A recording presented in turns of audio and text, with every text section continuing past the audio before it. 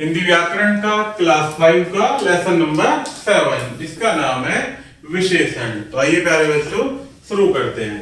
ये दो डायग्राम्स बने हुए हैं, इनके बारे में लिखा है कि आसमान में लाल पतंग उड़ रही है, यह फूल सुंदर है। वे शब्द जो संज्ञा तथा सर्वनाम शब्दों की विशेषता बताते हैं विशेषण कहलाते हैं। जैसे उपयुक्त लिखे वाक्यों में शब्द लाल और सुंदर, पतंग लाल है और फूल कैसा है, सुंदर। तो लाल और सुंदर पतंग तथा फूल की विशेषता बता रहे हैं, यही विशेषण शब्द होते हैं। आगे देखते हैं विशेष्य। विशेषण द्वारा जिन शब्दों की विशेषता बताई जाती है वह विशेष्य कहलाते हैं। जैसे मोटी लड़की, रंग बिरंगे गुब्बारे। मोटी लड़की, इसमें मोटी क्या है, विशेषण, अर्थात लड़की क्या है, एक विशेष है। अर्थात मोटी से क्या पता चल रहा है कि वो उसकी विशेषता बता रहा है, और जिसकी विशेषता बताई जाती है उसे ही हम क्या कहते हैं, विशेषण द्वारा जिन शब्दों की विशेषता बताई जाती है वही शब्द विशेष्य कहलाते हैं। इसी प्रकार से रंग बिरंगे गुब्बारे, रंग बिरंगे क्या यहाँ है, विशेषण, अर्थात गुब्बारे कैसे हैं, रंग विशेषण, रंग बिरंगे। ये क्या बता रहे हैं, इसकी विशेषता। और किसकी विशेषता बताई जा रही है, गुब्बारों की, तो ये क्या हुआ, विशेष्य। विशेषण के चार भेद होते हैं, जिसमें पहला गुणवाचक विशेषण, संख्यावाचक विशेषण, परिमाणवाचक विशेषण और सार्वनामिक या संकेतवाचक विशेषण। तो देखते हैं पहला गुणवाचक विशेषण। जो विशेषण शब्द संज्ञा और सर्वनाम की गुण, दोष, रंग, आकार, अवस्था आदि के बारे में बताते हैं गुणवाचक विशेषण कहलाते हैं। जैसे यह सेब बहुत मीठा है, मेरा कलम नीला है। ऊपर लिखे वाक्यों में मीठा और नीला शब्द सेब तथा कमल के गुण और रंग की विशेषता बता रहे हैं, अतः ये गुणवाचक विशेषण है। आइए कुछ अन्य गुणवाचक विशेषण शब्द देखें जिनमें गुण और दोष बताया जाता है। वो होते हैं सुंदर, कड़वा, मीठा, बुरा, अच्छा और तेज। इसी प्रकार से रंग पीला, लाल, हरा, काला आदि। आकार गोल, लंबा, छोटा, चौकोर, तिकोना आदि ये कैसे विशेषण है, गुणवाचक विशेषण। आकार में बलवान, अमीर, बूढ़ा, पतला, मोटा आदि ये कैसे हैं, गुणवाचक विशेषण। नेक्स्ट है प्यारे बच्चों संख्यावाचक विशेषण।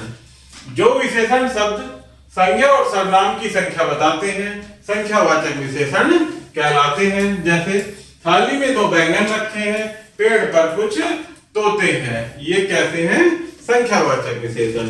ऊपर लिखे वाक्यों में 2 और कुछ शब्द बैंगन तथा तोते की संख्या के बारे में बता रहे हैं, अतः ये संख्यावाचक विशेषण है। आगे देखते हैं संख्यावाचक विशेषण के भेद। इसके 2 भेद होते हैं, जिसमें पहला है निश्चित संख्यावाचक। जो शब्द संज्ञा और सर्वनाम की निश्चित संख्या के बारे में बताएं वे निश्चित संख्यावाचक कहलाते हैं। जैसे मेरे पास 5 पुस्तकें हैं, 2 हाथी आपस में लड़ रहे हैं। अर्थात ऊपर लिखे वाक्य में 5 और 2 शब्द पुस्तकों तथा हाथी की निश्चित संख्या के बारे में बता रहे हैं, अतः ये निश्चित संख्यावाचक विशेषण है। नेक्स्ट है प्यारे बच्चों अनिश्चित वाचक संख्यावाचक। अनिश्चित संख्यावाचक जो शब्द संज्ञा और सर्वनाम की निश्चित संख्या के बारे में न बताएं वे निश्चित संख्यावाचक विशेषण कहलाते हैं। जैसे आकाश में कई पतंगे उड़ रही हैं, आज प्रार्थना सभा में कुछ ही बच्चे आए हैं। तो यहाँ कुछ शब्द और कई पतंगे, कई और कुछ कैसे हैं, ये इनसे किसी निश्चित संख्या का बोध न होकर अनिश्चित संख्या का पता चल रहा है। तो ये ऊपर लिखे वाक्य में कई और कुछ शब्द पक्षी और बच्चों की अनिश्चित संख्या के बारे में बता रहे हैं, अतः ये अनिश्चित संख्यावाचक विशेषण कहलाते हैं। नेक्स्ट है प्यारे बच्चों परिमाणवाचक विशेषण। जो विशेषण संज्ञा और सर्वनाम की मात्रा, माप, वजन आदि के बारे में बताएं वे परिमाणवाचक विशेषण कहलाते हैं। जैसे 2 किलो गोभी दे दीजिए, 4 मीटर कपड़ा काटिए। ऊपर लिखे वाक्यों में 2 किलो और 4 मीटर शब्द गोभी तथा कपड़े की माप तोल के बारे में बता रहे हैं, अतः ये परिमाणवाचक विशेषण कहलाते हैं। नेक्स्ट है प्यारे बच्चों परिमाणवाचक विशेषण के भेद, जिसमें पहला होता है निश्चित परिमाणवाचक। संज्ञा और सर्वनाम की निश्चित मापतोल के बारे में बताने वाले शब्द निश्चित परिमाणवाचक विशेषण कहलाते हैं। जैसे 1 लीटर तेल दीजिए, 5 किलो चीनी दीजिए, तो यहाँ 1 लीटर और 5 किलो से क्या पता चल रहा है, ये निश्चित परिमाणवाचक विशेषण है। अर्थात ऊपर लिखे वाक्यों में 1 लीटर और 5 किलो तेल तथा चीनी की निश्चित मापतोल के बारे में बता रहे हैं, अतः ये निश्चित परिमाणवाचक विशेषण है।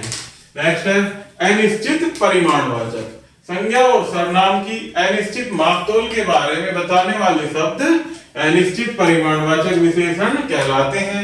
जैसे बहुत सी लीची नीचे गिर गई है, थोड़ा घी दे दीजिए। ऊपर लिखे वाक्यों में बहुत सी और थोड़ा शब्द लीची तथा घी के अनिश्चित मापतोल के बारे में बता रहे हैं, ये अनिश्चित परिमाणवाचक विशेषण है। नेक्स्ट है सर्वनामिक या संकेतवाचक विशेषण। संज्ञा से पहले अगर कोई सर्वनाम आ जाता है तो वह सर्वनाम शब्द संज्ञा की विशेषता बताने के कारण सार्वनामिक विशेषण बन जाता है। जैसे वह पुस्तक मेरी है, यह फूल सुंदर है। ऊपर लिखे वाक्यों में वह तथा यह शब्द पुस्तक तथा फूल शब्दों से पहले आए हैं, अतः ये सार्वनामिक विशेषण है। विशेषण की रचना। संज्ञा सर्वनाम और क्रिया शब्दों में कुछ शब्दांश जोड़कर विशेषण बनाए जाते हैं। जैसे कुछ संज्ञा शब्द हैं इधर प्यारे बच्चों, उनसे जोड़कर ये विशेषण शब्द बनाए गए हैं। जिसमें पहला देखते हैं सुख, तो सुख से क्या बनेगा, सुखी। धन से धनी, नमक से नमकीन, पेट से पेटू, रंग से रंगीन। इसी प्रकार से लालच से लालची, विदेश से विदेशी, ईश्वर से ईश्वरीय, रोग से रोगी और दिन से दैनिक। तो ये क्या थे, संज्ञा शब्दों से बनने वाले विशेषण शब्द। अब देखते हैं सर्वनाम शब्दों से बनने वाले विशेषण शब्द। जैसे जो का जैसे, वह वैसे, कौन कैसा, यह ऐसा, तुम तुम्हारा, मैं मेरा। ये सर्वनाम शब्दों से बनने वाले विशेषण। अब देखते हैं क्रिया से बनने वाले विशेषण। जैसे क्रिया क्या है, देखना, मीन्स इसका विशेषण क्या बनेगा, दिखावटी। पढ़ने से पढ़ाकू, बनाना से बनावटी, लड़ना से लड़ाकू, टिकना से टिकाऊ और पीना से पियक्कड़। आइए पाठ दोहराएं। वे शब्द जो संज्ञा तथा सर्वनाम की विशेषता बताते हैं वे विशेषण कहलाते हैं। विशेषण के 4 भेद होते हैं, गुणवाचक विशेषण, संख्यावाचक विशेषण, परिमाणवाचक और सार्वनामिक विशेषण। संज्ञा सर्वनाम और क्रिया शब्दों में कुछ शब्दांश जोड़कर विशेषण बनाए जाते हैं। तो प्यारे बच्चों इस प्रकार से हमारा ये लेसन यहीं समाप्त होता है। आशा करता हूं कि आपको यह वीडियो जरूर पसंद आई होगी। धन्यवाद।